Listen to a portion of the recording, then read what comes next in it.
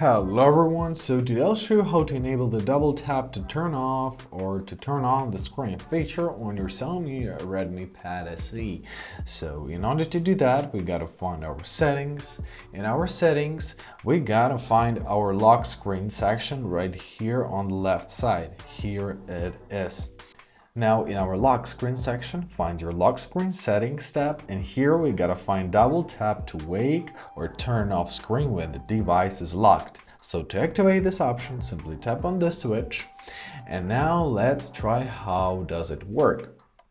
So now if we're gonna turn off our phone, we can double tap on the screen, it will be woken, and if we'll double tap again, it will go into the sleep mode. Let's try it again.